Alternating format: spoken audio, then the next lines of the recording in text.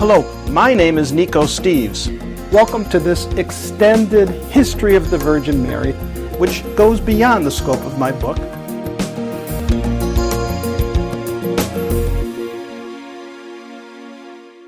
For those of you just subscribing to these podcasts, here is a bit of background about my book, The Very Fine Light. The Very Fine Light is a contemporary novel with Christian themes about a village on the verge of bankruptcy, the mayor with a secret, and Randy, a fun-loving co-worker who's always in trouble for telling it like it is. Oh, one other thing. For those of you currently reading my book, The Very Fine Light, please, when you finish it, do go to the book's Amazon.com page and rate it.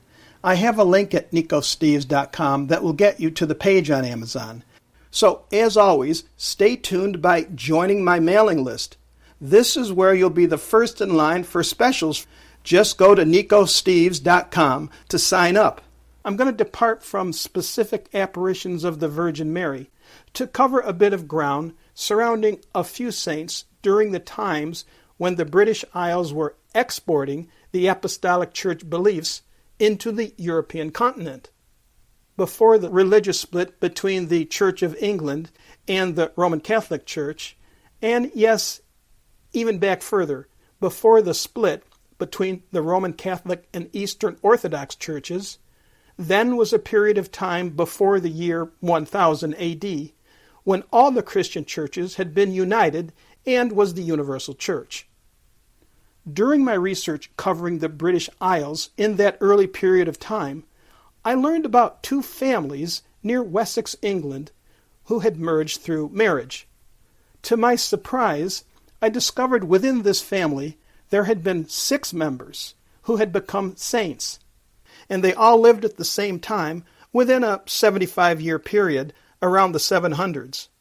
You heard correctly, there were 6 of these folks that became saints, and I believe you will find their stories intriguing. Saint Valpurga is known by many names, and I'll get into some of those other names later, but for now, and in order to avoid confusion with the names of some of her other relatives, I'm using Valpurga to identify her. Saint Valpurga, a member of the English family from the 8th century, who, along with 5 other family members, served the Word of God in a saintly fashion. And they all served at the same time in history. Saint Valpurga, due to the depth of her learning, is credited by some as the first female writer from England and Germany. She wrote what has been called the first travelogue, which consisted of the travels of her older brother, St Willibald, as he spent 7 years on a pilgrimage of Christian shrines and churches, beginning in France, then through Italy, Greece, the island of Cyprus, the Holy Land, Constantinople, and back to Rome before working alongside her in Germany in the 700s. They, along with their uncle St Boniface and their brother St Winebald, worked to bring Christianity to the pagans of Germania. St Valpurga's education began in England. Now, as both her parents were from noble families, she too was allowed the opportunity to learn and be educated. Valpurga was born around 710 AD, but after the death of her mother, St Wuna, who, based on my research, apparently passed shortly after Valpurga's birth, the child remained with her father, St Richard of Wessex, until her brothers were in their late teens. With both brothers now grown, her father and her 2 brothers set out on their pilgrimage towards Palestine. At this time, St Valpurga was 11 years old. She was placed by her father under the care of the nuns of Wimborne Abbey in Devon.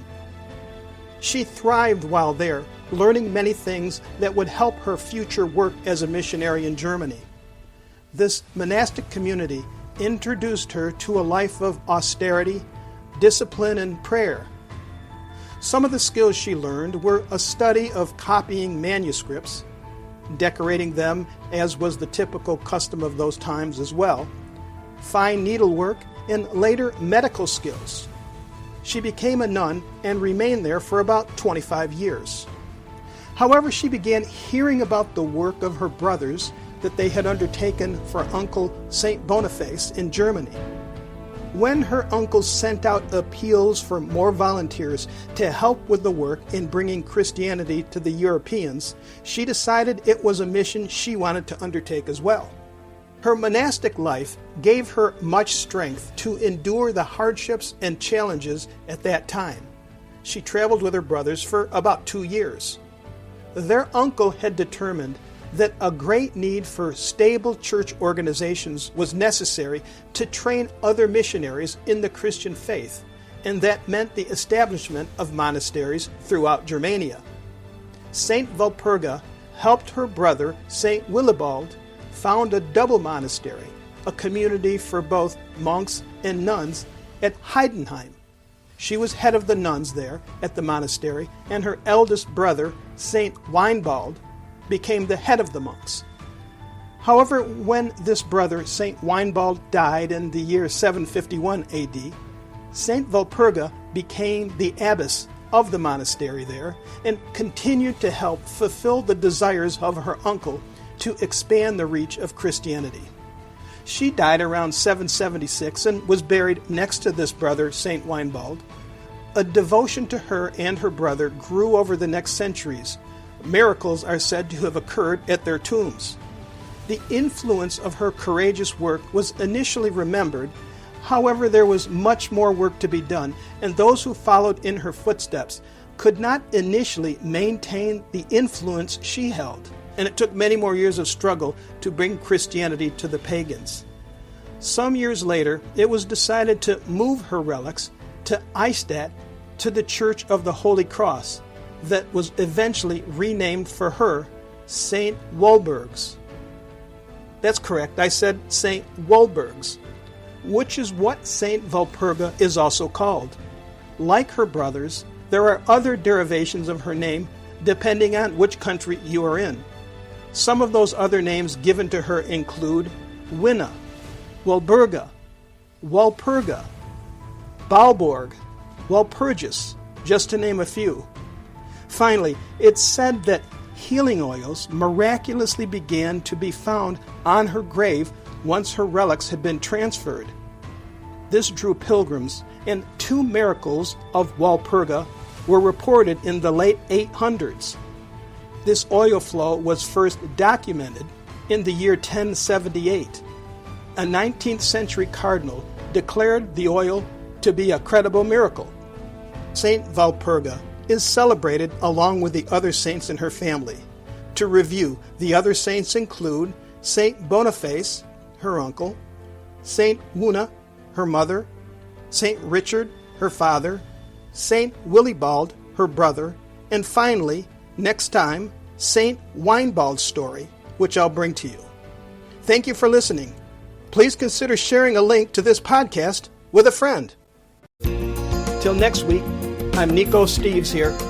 My book, The Very Fine Light, can be found using the title, The Very Fine Light, on Amazon.com. Please feel free to contact me at nicosteves.com. That's Nikos Steves, Steves.com. If you liked this episode, and for more, share them with friends. This is Nico Steves. Thank you. See you next time.